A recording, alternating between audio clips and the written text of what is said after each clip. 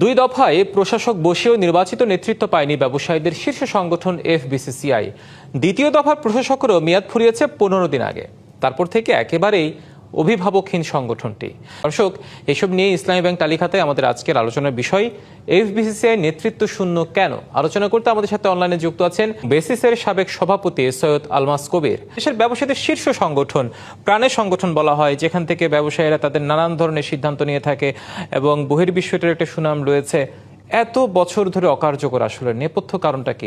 এটা কি প্রাসঙ্গিক, যথেষ্ট মানা যায়, ভাবা যায়? না, ধন্যবাদ। এটা তো অবশ্যই কাম্য নয়। এটা তো আমরা সবাই জানি এবং সবাই বুঝতেও পারি। এবং আতিক ভাই এতক্ষণ যেগুলো বলছিলেন যে আমরা এখানে প্রায় বাংলাদেশে 4 কোটি 4.5 কোটির মতো ব্যবসায়ী আছে, ছোট বড় সবাই মিলিয়ে। এই সমস্ত ব্যবসায়ীদের যে কণ্ঠস্বর, যে একটা প্ল্যাটফর্ম, কমন যে প্ল্যাটফর্ম, সেটাই তো এফবিসিসিআই। এই ব্যবসায়ীদের যে বিভিন্ন দাবি দাওয়া বা বিভিন্ন যে পলিসি, সেগুলো সরকারের সাথে যে কথা বলবে এবং নেগোশিয়েট করবে, সরকারের সাথে সরকারকে পরামর্শ দিবে, এই কাজটা কিন্তু হচ্ছে, আসল কাজ হচ্ছে এফবিসিসিআই। এরকম কোনো প্ল্যাটফর্ম কিন্তু এখন ব্যবসায়ীদের কাছে আর নেই। হ্যাঁ, অনেক অ্যাসোসিয়েশন আছে, অনেক চেম্বার আছে, কিন্তু সম্মিলিতভাবে, এবং বিশেষ করে আমরা যদি ছোট ব্যবসায়ীদের কথা বলি, ক্ষুদ্র ব্যবসায়ী, তাদের জন্য কিন্তু এফবিসিসিআই একটা বড় অভিভাবকের দায়িত্ব পালন করে আসছে এত বছর। এবং এই যে মনে করেন আমরা বিভিন্ন ধরনের পলিসি হচ্ছে, বিভিন্ন ধরনের এই যে আমেরিকার সাথে যে চুক্তিটা হলো, বাণিজ্য চুক্তি হলো, এটা নিয়ে তো এফবিসিসিআই কথা বলবে, এটার ভালো দিক, খারাপ দিক, অথবা এটার দিকে কিভাবে এটা থেকে আমরা বেনিফিট পেতে পারি, এখানে কি কি পরিবর্তন দরকার হতে পারে। এই ধরনের যে আলোচনা এবং পর্যালোচনা, এই জিনিসগুলো তো এফবিসিসিআই করার কথা। তো এইখানে যেহেতু এফবিসিসিআই কোনো লিডারশিপ নাই, কোনো কমিটি নাই, বোর্ড নাই, কেউ এই কাজটা করতে পারছে না। একটা বাজেটের আগে সরকারকে পরামর্শ দেওয়া যে কি কি ধরনের পদক্ষেপ নেওয়া যেতে পারে, কি কি ধরনের আমাদের ব্যবসার সম্ভাবনা রয়েছে আগামী 2 বছরে, 3 বছরে, 5 বছরে। সো এই জিনিসগুলো তো, এই ভবিষ্যৎবাণীগুলো, দূরদর্শিতা তো আমাদের ব্যবসায়ীদের থেকেই আসবে, এবং এই পরামর্শগুলো তো ব্যবসায়ীদের থেকেই আসবে। সেই জিনিসগুলো কিছু দেওয়া হচ্ছে না। আমি 2 দফা এফবিসিসিআর পরিচালকের দায়িত্ব পালন করেছি, এবং আমরা তখন দেখেছিলাম যে আমাদের এখানে যে বিভিন্ন স্ট্যান্ডিং কমিটিগুলো ছিল, তারা কিন্তু খুব ভালোভাবে কাজ করে যে রেকমেন্ডেশনগুলো নিয়ে আসতো, সেই রেকমেন্ডেশনগুলো এফবিসিসিআই থেকে যখন প্লেস করা হতো, সেটার একটা গুরুত্ব দিতেন সরকার। বিভিন্ন অ্যাসোসিয়েশন থেকে, বিভিন্ন চেম্বার থেকে তো সেই পরামর্শগুলো যাচ্ছে, কিন্তু যখন সেটা এফবিসিসিআই থেকে যায়, তখন কিন্তু এটার গুরুত্ব অন্যরকম হয়। আরেকটা জিনিস দেখেন, যে মনে করেন একই ধরনের ভার্টিকালে অনেক রকমের অ্যাসোসিয়েশন আছে, হয়তো 3-4টা অ্যাসোসিয়েশন আছে একই ধরনের। কথার কথা, মোবাইল ফোন, এটার মোবাইল ফোন নিয়ে মোবাইল ব্যবসায়ী, মোবাইল ইম্পোর্টার এক্সপোর্টার, না ম্যানুফ্যাকচারার, এরকম কয়েকটা অ্যাসোসিয়েশন আছে। সবগুলো অ্যাসোসিয়েশন যখন একসাথে বসে তাদের আলোচনা করে এফবিসিসিআই থেকে যখন তারা পরামর্শ দেয় বা কোনো দাবি জানায়, সেটার অন্যরকম দাম আছে, আর ইন্ডিভিজুয়ালি জানানোর মধ্যে অন্য। এই জিনিসটা আসলে আমার মনে হয় এটা খুবই খারাপ হচ্ছে।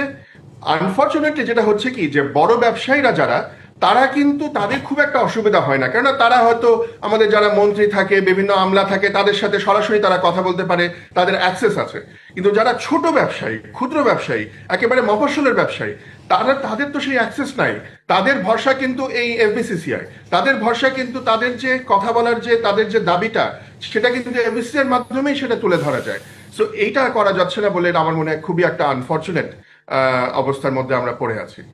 নিশ্চয়, অর্থাৎ যত দ্রুত সম্ভব আসলে নির্বাচনটা দেওয়া যায়, ততই আসলে ব্যবসায়ীদের সাথে, বিশেষ করে যারা ক্ষুদ্র ব্যবসায়ী আছে, তাদের জন্য মঙ্গল হতে পারে। আপনারা থাকুন আমাদের সাথে, আমরা বিরতি নিচ্ছি। বিরতির পর ফিরে এসে আবার আমরা আলোচনায় ফিরবো আপনাদের সাথে।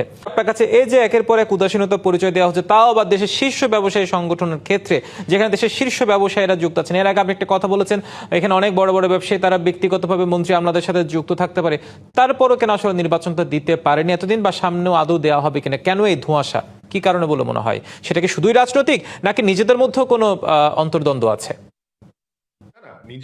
নিজেদের মধ্যে এত বড় একটা সংগঠন, এখানে বিভিন্ন মতপার্থক্য এটা থাকতেই পারে, কিন্তু ব্যাপার হচ্ছে যে দেখেন, সবার কিন্তু একটাই অবজেক্টিভ, সেটা হচ্ছে একটা নির্বাচিত একটা বোর্ড হবে। সেই নির্বাচিত বোর্ড এই সারা বাংলাদেশের 4 থেকে 4.5 কোটি ব্যবসায়ীকে তারা রিপ্রেজেন্ট করবে এবং সরকারের সাথে বিভিন্ন সময় পরামর্শ দিবে, দেন দরবার করবে, নেগোশিয়েট করবে ইত্যাদি।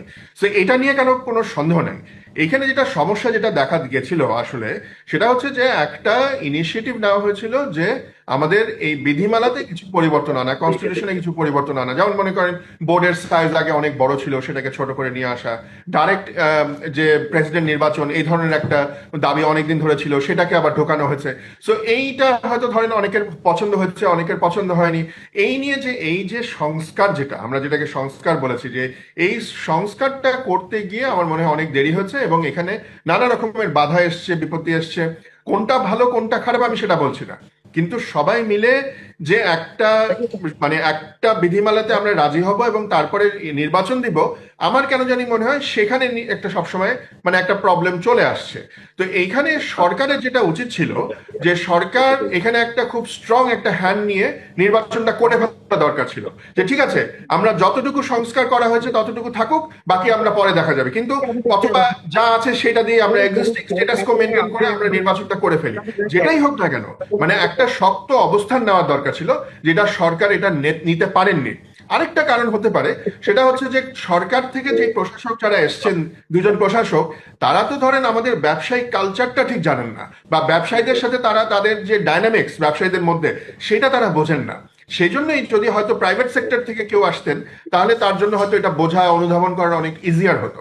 সো এই সব কারণে আমার মনে হয় পিছিয়ে গেছে। আরেকটা জিনিস হচ্ছে যে সরকার এই ধরনের ব্যবসা প্রতিষ্ঠান যদি আপনি এখানে পলিটিসাইজ করেন, তাহলে যেটা সমস্যা হয়ে যায়, যেটা আমরা এর আগে 15 বছর 17 বছরে দেখেছি আগের আওয়ামী লীগ সরকার আমলে, যেটা হয় কি তখন এই এফবিসিসিআই হয়ে যায় কি, যে আপনার একটা ওই পোস্ট অফিস টাইপের একটা স্ট্যাম্প দিয়ে দিচ্ছে।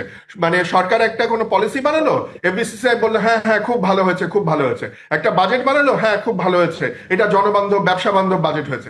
কিন্তু যে সরকার যত যাই হোক, এই মুহূর্তে আসলে প্রশাসকের পরিবর্তে নির্বাচনের কোনো বিকল্প নেই এই সংকটটাকে এগিয়ে নেওয়ার জন্য। সৈয়দ আলমাস কবির, অসংখ্য ধন্যবাদ। তাতিকুর রহমান, আপনাকেও ধন্যবাদ আজকে আমাদের ইসলামী ব্যাংক তালিকাতে এসে এই গুরুত্বপূর্ণ বিষয়টি আপনাদের পর্যবেক্ষণ তুলে ধরার জন্য।